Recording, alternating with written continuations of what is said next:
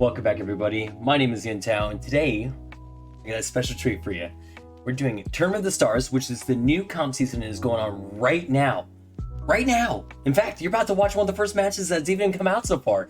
We're going to see the matches between Aces Wild versus Gado's Gondoliers.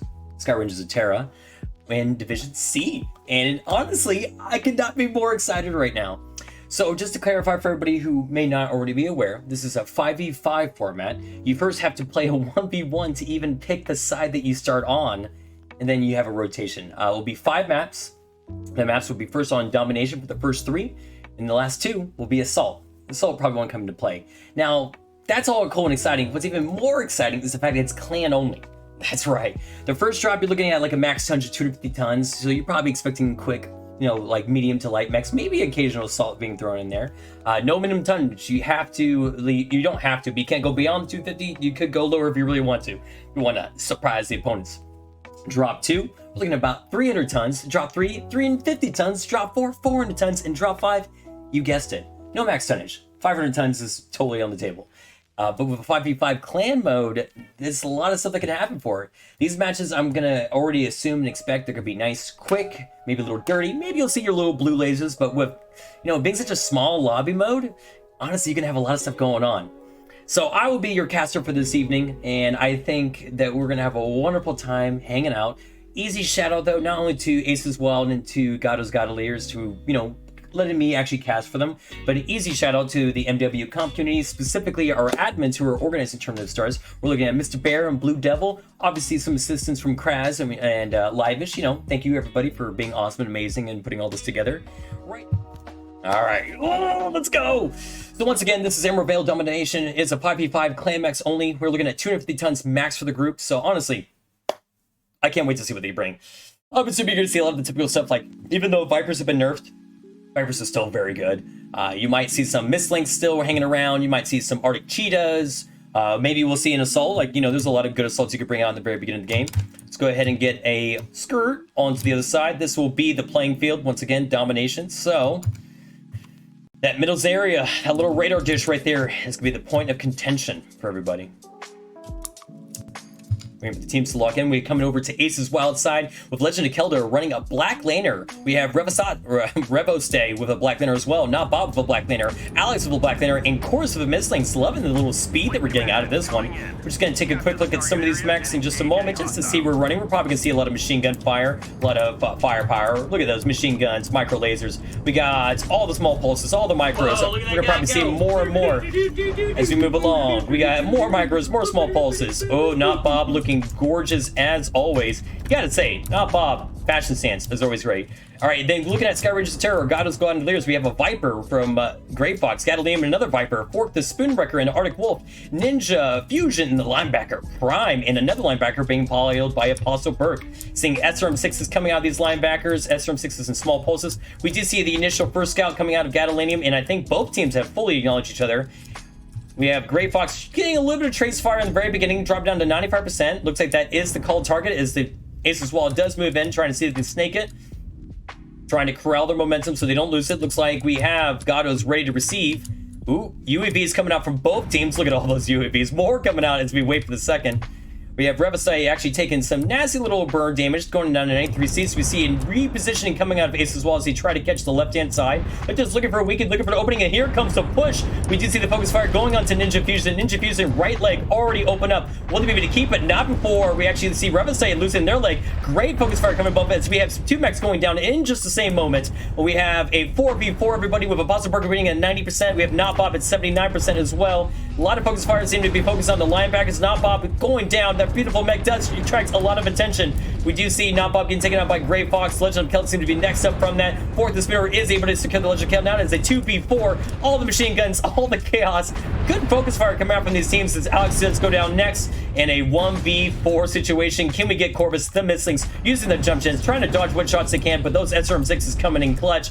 Chorus actually getting the kill on Gado. Will Chorus be able to make it away? Look at him fly. Look at him move. Left leg going out. Right leg is all they have, but don't count them out just yet. Those jump gens are so good. They actually do take off the leg of Apostle. They're not giving up their focus fire. They could be focused on other mechs, but no, instead, they do go down fighting, which is what you want to see.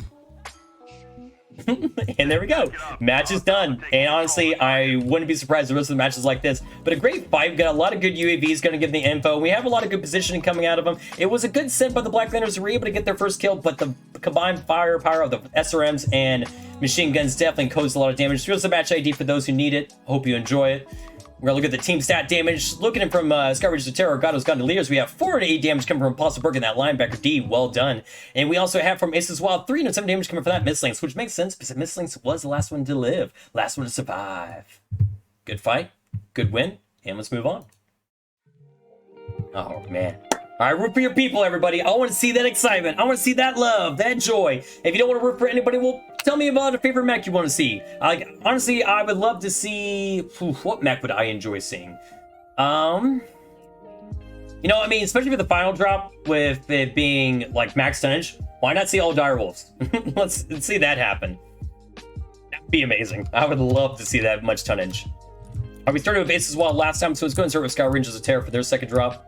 Because I'm really curious to see what the kind of position is going to look like as well.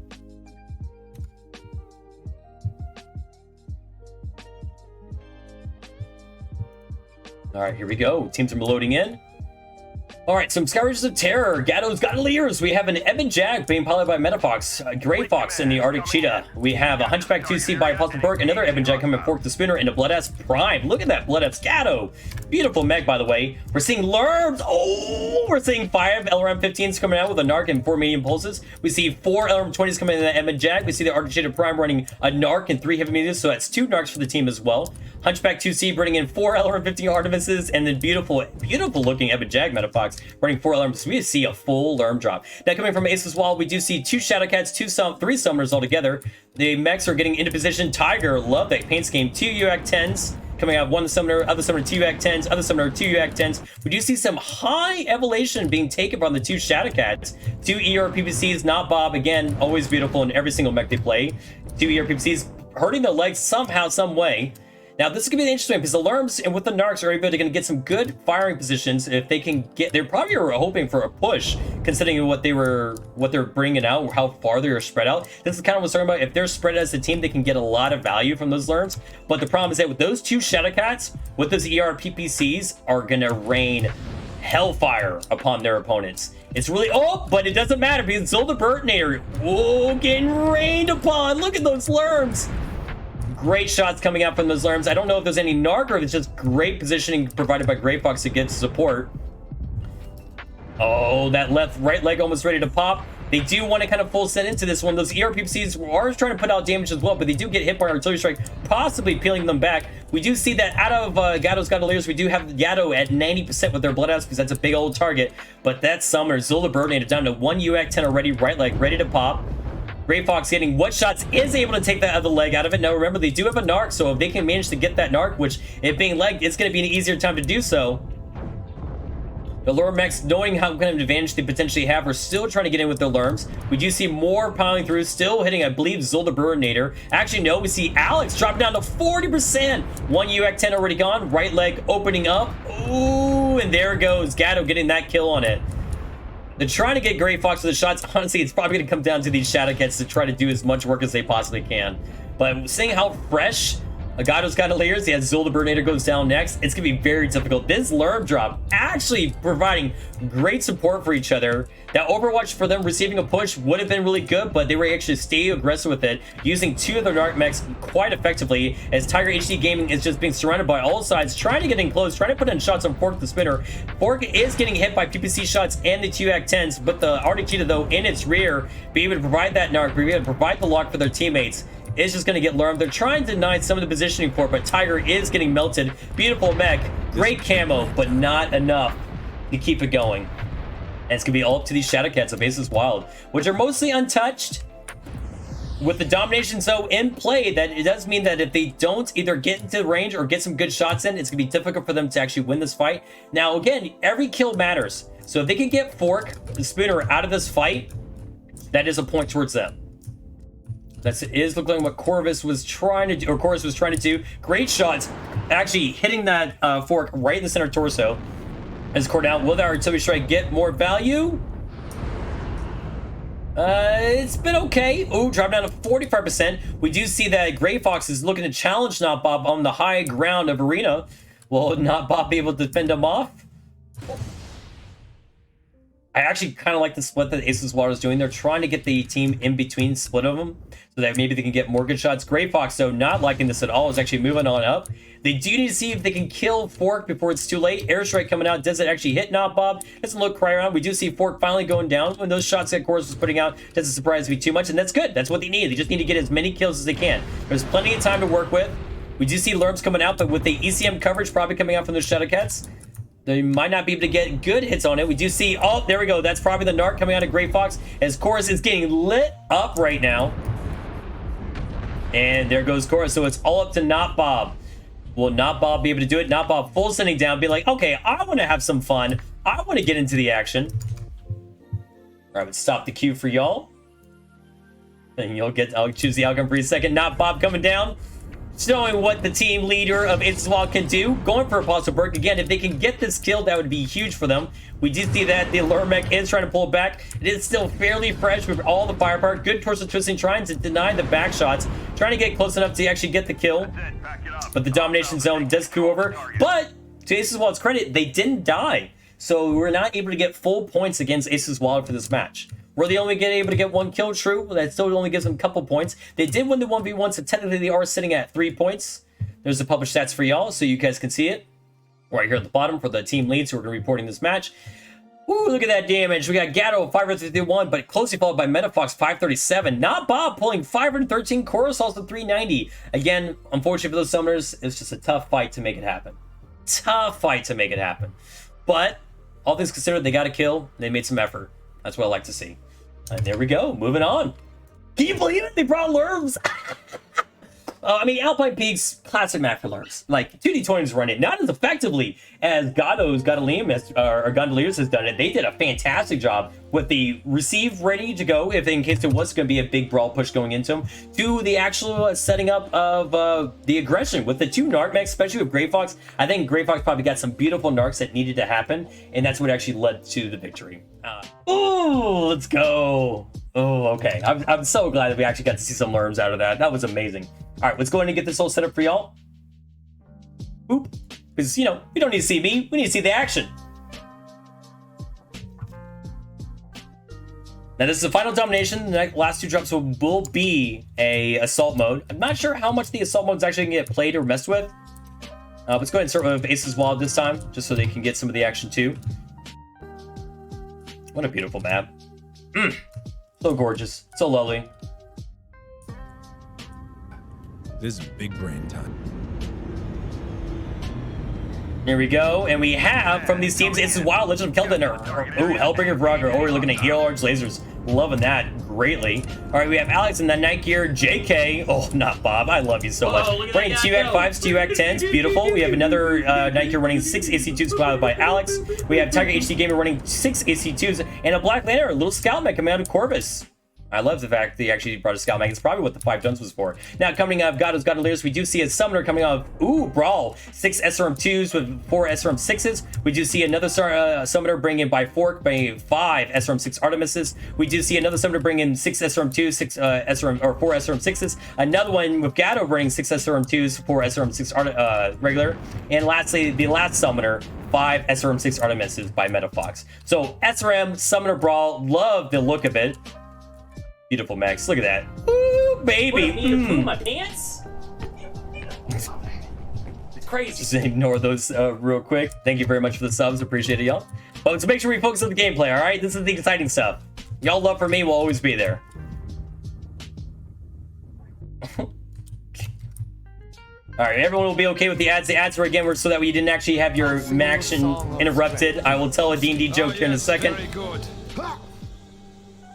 Waiting to the in-between. So, you're feeling strong. Legend of Keldon coming up with the 4 large lasers of the Brago. That's the only thing that has got a extreme range kind of mechs. With the Night Gears, we're actually looking at UX, so we do see a little more of a sustained DPS. We have Corvus, who's going to be able to kind of get the Brawl.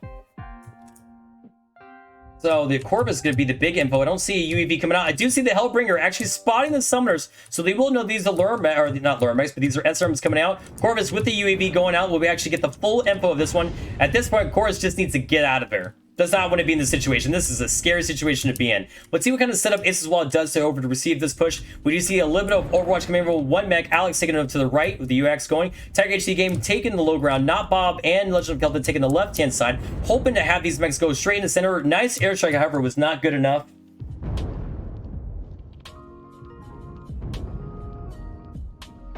Okay, good damage coming out. I mean, not a lot of damage, but again, night gear from Not Bob dropping to 93%. Carlson at 82%, but looks like it's trying to have a split fire as these summoners just need to get in the thick of it. With this kind of fight, the UX Sunny Stain is going to do. Alex is the one that's going to get a huge farm from this, as they're going to be able to put shots on everyone. A little bit of split fire, but we do see Gado going in 79%. Legend of Kelta is getting focused and is taken down. It's the first kill from Aces Wild. Will they be able to kind of take off enough fire? Oh, look at this. Oh, there we go. THD Game again taking down as well. That Summoner and Carlson actually dropped down to 40%. Right, left torso open up. Left leg cord out. But those Summoners are in. The Summoners won it. Not Bob losing a leg. Losing the second leg. Alex probably going to have the hugest farm out of all of this. But will it be enough to survive? Cora's still trying to see if he can pick up a kill. Remember, they need just any kill to survive this. Go ahead and make sure you guys are good for your prediction as well.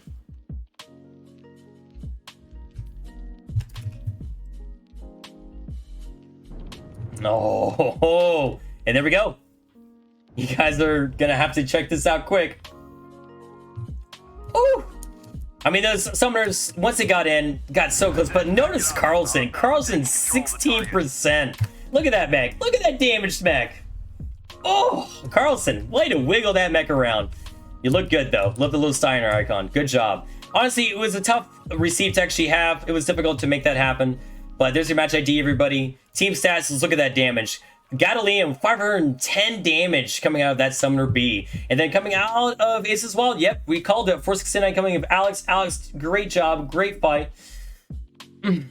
Beautiful, but tough.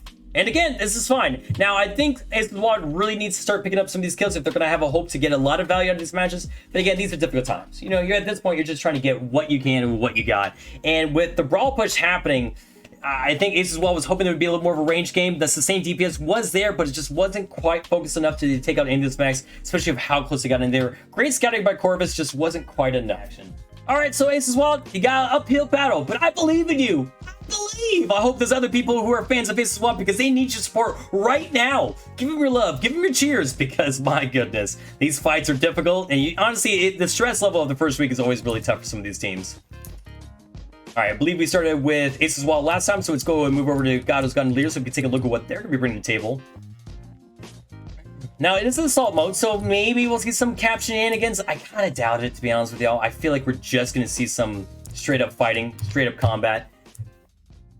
All right, Sky Rangers of Terror, bringing in Carlson, the Mad Cat 2-1. We got a Supernova coming out, a Viper. Oh, I love the fact that they brought in a Viper. Another Mad Cat 1 and another Mad Cat 1. So I think we actually are going to see a little bit of range. Yep, CR large is coming out of Grey Fox. We have the Viper probably just bringing, yep, the machine guns and micro pulses, 5 of them. 2 Gauss Rebels, 4 ER larges with 1 Mad Cat. 2 Gauss Rebels and 4 ER larges from the other Mad Cat. And a Pasta Perk rounding up with 2 Gauss Rebels and 4 ER larges. Now, coming out of Aces Wild, we do see what looks to be another range drop. We got a Vapor Eagles. We're probably seeing some PPCs, a little Pop Tart Alex, or action from Alex. We see the Hellbringer come back in. We're about to side with 4 ER large lasers. Tiger HD Gaming bringing the first Direwolf we've seen. Oh, and I love your paint job. So good. 2 Gauss, 4 ER large laser. We have the classic Marauder 2C from Notball, 4 ER PPCs, and another Mad Cat, 2 Gauss, 4 ER large to get the far back. So we will see indeed our first pure range versus pure range fight. Now, the Viper, I should say, is technically the brawler out of Sky Rangers of Terror. The scouting info is going to be good. It's going to be useful, but at this point, it is a 4v5 with the range aspect of it. Now, it's going to be kind of tough to kind of monitor all these fights. We're probably mostly be paying attention to percentiles because, honestly, these lasers and stuff like that are just going to be streaming at each other from across the map. They're looking at anything from 800 to maybe 1200 meter range for some of these mechs. So there's going to be trace damage going in. Alex dropped it down to 94% already in that Vapor Eagle. We do see out of Sky Rangers of Terror, or excuse me, Gado's Gondoliers, we're dropping to 96% in Mad Cat by Apostle Burke. But again, we're looking at trace damage. But that's kind of the point. and not trying to get into optimal range. You're just trying to do enough damage with enough focus fire coming from your teammates to make it happen. Alex, though, is getting kind of picked on a little bit. Looks like they already have the left arm cored out, but it doesn't really matter because that's not where their weapons are. Looking at the left to right torso for that one. Unfortunately, not Bob having the first actual casualties, losing some of their bolt-ons. Nice little strike coming out. Tiger HD Gaming actually taking a little bit of that spread, a little bit of that damage as well. Zul, the Birdnator, doing what they can to Mad Cat 1. Seeing if they can actually do some stuff. Ooh, nice little smoke coming in. Will they notice it? Zul, the Birdnator, actually eats not an airstrike, but an artillery strike. Looks like they just bumped up just enough so they don't actually have to take any of that damage. We see 87% coming out of Not Bob, 84% with Not Bob. Their right torso going down to orange with their armor. As far as the trades over here, we see Gado dropping down to 86%. You know, again, good percentiles. 79% for the Not Bob as they're taking the lead in as far as damage taken. So it does look like that Gado's Gondoliers are taking a majority of actually good value, which is interesting because, again, they have the Viper. The Viper's not going to be doing too much damage as far as like a range fight. They're just there to kind of cause a buffer. Supernova bringing the 6 large lasers. Look at that peak. Love the fire going out. Damage going in. Now, the PPCs can win these trades effectively because of the fact that they don't actually have to expose to get it. It's going to come to the good pop tarting and good denial, because if they can take less of a damage trade when it comes to ELRGs hitting them and more for their PPCs hitting their target, it's going to be solid. Get some of the artillery strike did indeed hit Zul, or from that second one at least, as their rear armor is open to that left torso. Tiger Gaming probably sees the smoke now. Now, unfortunately, they're being so close to their cockpit, they probably did not notice it. It's like great strikes coming out. There's no UAV, so these are just pure, hey, I see you're a mech, I'm putting it right on you. Apostle Burke, though, drop it down to 60%. Center or torso, open up right torso. And that's where I'm talking about. It's like with the focus fire coming out of Ace as well, they could actually take out a mech, given that they are in a 5v4 range fight. Fork the Spoon is trying to see if they can make anything happen. They know that Vapor Eagle is the weakest. Will the Vapor Eagle actually know? Yes, they will. Viper is indeed going in. And this is what they need to do. Fork is not trying to get a kill. Fork is just trying to be enough of a determined that if they can take a little damage and put a little firepower out, they'll be able to help their team. And this is where you actually equalize the 5v4 range fight. Let me actually check to make sure you guys are all good. Yeah, you guys are fine. All right, good.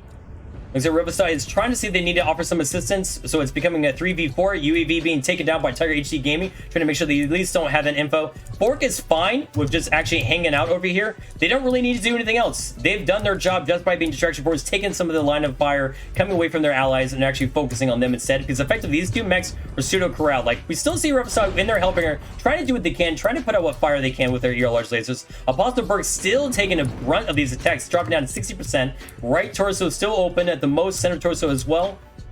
Gado's doing okay, not open up anywhere. Carlson doing okay, not open up anywhere. Gray Fox taking a huge left flank.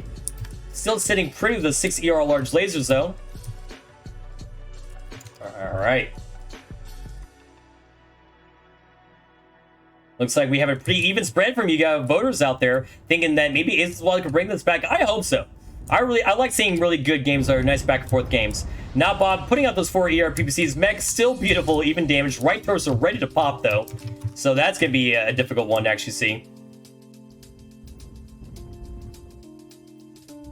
See if they actually do anything aggressive. Maybe Tiger HD Gaming is thinking about taking a left flank position. Ooh, we hear a component go right when I was about to walk away. Looks like we did lose our right arm out of that one. One of the Gauss rifles gone. Shot still going. They are taking the low ground, but they are being noticed and focused on by Apostle Burke. Apostle Burke not letting him leave, not letting him get out of his sight. They might be weakened, they might be damaged, but they're not out of the game yet. And again, the spread is interesting. It looks like Ace's Wallet has taken the most spread out damage, where everyone is a little beat up, while Apostle Burke, coupled with Zul Burnator, is taking the most damage out of it. Ooh, I do like what Fork is doing right now. We're actually seeing a little bit of a tunnel push. Will they be able to survive and pick up a kill? Alex, though, left torso is open. They have a little bit of Overwatch can have. Fork getting in closer. Motion sensors probably picking up that movement. Or maybe the fact that the Clan Mechs do have that busted sensor that let them know. Was able to take out left torso, but Fork is being focused down right now. Again, getting a kill is going to be huge for either of these teams. Fork was able to pick up that kill, but not before being legged. So instead, Fork was able to get the kill, but they will probably lose this as well. Unfortunately, Not Bob does have to be careful about how much damage they do take, because both these mechs, I think, are open up at this time. Left torso coming out, the one short's coming out from Not Bob. Right torso is ready to pop, though. Gray Fox actually pushing in and making this push around because the Fork's great position and great distraction was able to buy time for Gray Fox to get around, not about being focused on by everyone. Actually had to power down because of the heat that was coming up into their mech. Losing that side torso probably heat jumped him so high. Fork actually trying to get in, is able to take out the torso, but we does have 2 ERPPCs still going. Will Fork be able to scoop up this kill? Will they be taken out before it's too late for them? 3 minutes left on the clock. Plenty of time for both these teams to get their value. Now Bob going down, trying to survive for Revistay. Zul the Burninator coming back in, getting the kill. Oh no, actually Revistay getting the kill on good old Fork the Spin Wrecker. Fork, you did your job. As both Aces well, all in the red, all their mechs damaged. That Viper, oh, big value coming out of that one. Tech HT losing their left torso and completely now is just trying to get what shots they can. Honestly, I think Gray Fox is probably the only target they can really focus on, but that Gray Fox right torso is good. Zula Birdinator getting what shots they can, but losing a torso in the process. Carlson was able to take out HT Gaming. Will they be able to scoop this kill? Not before Gray Fox is able to scoop up that last one from Zula Birdinator. So it's all up to Revistay. Revistay, can you claim another kill? Faces Wild. They got the read, they got the position, shots going out. Now Revistay is damaged and is gone. It's a good fight. It's a difficult fight. And I actually have to say it, like, I thought it was going to go towards Aces Wild a little bit because of the fact that they had so many range traders into the fight. But Fork played that so well. Here's your match ID, everybody. Played that so well by actually going to the flank and just causing distraction for us. Not even full sending until the very end of it, picking up that kill. Gray Fox with 780 damage. Gado with 746 damage coming out of that Mac Cat 1. Zula Burnator bringing in 530 damage with that Mac Cat. Great fighting, great damage. And we're on to the next one. Can you believe it, everybody? We're on to the next one. Oh, baby! All right, what's cool though is you don't have to worry about any dropships. So we're looking at good old Gado's Gondoliers bringing in a Direwolf UV 8 LB2s. Baby! We got a good old Kodiak squad coming up here. 1 ERPPC, 4 AC10s coming to Gadolini, and we have another Kodiak probably running the same thing. Yep, 4 AC10s, ERPPC coming out of Ninja Fusion. Same thing coming out of Carlson. Same thing coming out of Apostle Burke. Oh, baby. Wait, was that AC10s? Were they all AC10s? Oh, yeah, they're all AC10s. I thought I saw some UX. Not to be taken away from Aces Wild. Aces Wild bringing in 5 Executioners. Ooh, we got already PPC shops, so I'm assuming we're gonna see, yep, 3 ERPPCs, 10 ER Micros, 3 ERPPCs, 10 ER Micros coming in, of course, and Zul. We see Tiger already putting out shots with their beautiful painted mech. They are definitely going forward with the 3 ERPPCs, 10 Micros. Again, not Bob, not caring about camouflage. They will blind their enemies to submission with 3 ERPPCs, 10 Micros, and I think we missed Alex? We didn't guess it? Wow, you guessed it, everybody. Good job. 3 ERPPCs, 10 Micros. So, we're seeing kind of a sustained brawl, a momentum push coming out of Gado's Gondoliers. Looks like we might be even looking at a potential tunnel push. I don't know if that's really going to happen. 4 Kodiak's taking the right. We do see the Direwolf is what's kind of be hoping to hold off the PPCs. And the thing is, with the PPCs, Gray Fox shouldn't be winning those trades. Those trades are going to be difficult to win, as we already see them dropping in at 84% as all those PPC mechs are coming out. We see interesting position coming out of Aces Wild. They're taking a little bit of the water. They did see the Kodaks move to the left, so that's why they're doing so. They don't want to be anywhere close to any of those drops. Those 10 micros are going to be devastating when they close. A beautiful airstrike coming out of Aces Wild, actually ripping into a couple of those mechs. Carlson dropping down to 92%. Nothing opened up yet. We do have the left arm coming out of Ninja Fusion. This position is going to be really tough for Gado's going to just actually crack into. Gado actually dropping to 67. All those PPCs going out. Finally, AC10 shots coming out with the ER PPCs coming out of Gado's going to. So they're trying to make use of what cover they can. But look at that onslaught. Look at that. Balsaberg trying to make it through. Will that be an artillery strike? Will it get any value? Oh, a little bit of value, not a lot. We do still have Gray Fox over to the side trying to kind of put some shots in and trying to keep their heads down as the Kodiaks get closer. And that's all the Kodiaks can do. They just need to get close. They just need to get close. They're weathering the storm right now. Ninja Fusion trying to take up the front to share their armor, to share the load, as Samwise Ganji would say. Will it be enough? Single PPC shots coming out. But Aces Wild not being debated into this is actually moving closer to Gray Fox. Gray Fox should have an idea where the position is coming from. They are getting closer, and shots coming out, focusing not the closest mech, but instead Tiger HD Gaming, which is the correct target, because that is the one that is the most damage. Gray Fox is pulling back. We got a strike coming out. Gray Fox pushing back in there. Right now, they're trying to get the value out of this because they know that more the attention they bring away from their codex, the more likely this codex is going to get it. Gray Fox, though, dropping down to 46%. Apostle Perk is actually going to take out Chorus in that one before Gray Fox going out. And that's the awesomeness, or in this case, the Kodiak's strength. So as they get in close, they're going to be able to start getting shots. And Not Bob going next. We have poor Alex actually by themselves getting poured out. Unfortunately, powered down. And there we go. The Kodiak's going in with the kill. We have Zul the Baronator and HD Gaming. HD Gaming being enough is enough. You took out my friends. I will take you out instead. Trying to see if they can scoop up a kill on Carlson. Carlson is caught out. Will they be able to get it? Zul the Baronator trying to squeeze their way through that hole. Unfortunately, that hole is not wide enough for an Executioner. Laser's actually getting caught by the boat. And there we have it, everyone. Was able to scoop the kill. I like the movement. I like the aggression, but it was not quite enough out of Ace as well to get away from the extreme tonnage with those Kodiaks. Beautiful fight from both teams.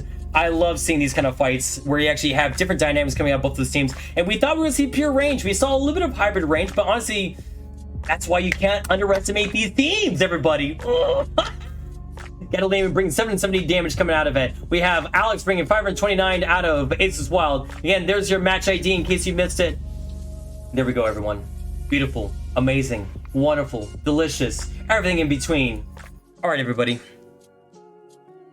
There we go. First week. Wasn't even, how long was that stream? Not even an hour long stream. I mean, that's what it goes with a 5v5 format, as opposed to a lot of these, 6v6s, 7v7s, 8v8 we'll have in the championship. These 5v5s lead themselves to be very quick and fast matches. Whether because they're going range, I mean, the longest match was Frozen City with the large lasers and the Gauss Rifles coming from both teams. And that's what you kind of expect from range traders. Like, it's all about that trickle damage. It's all about just doing just enough, everyone working together to focus fire. So you're kind of expecting to be relatively long compared to the rest of them.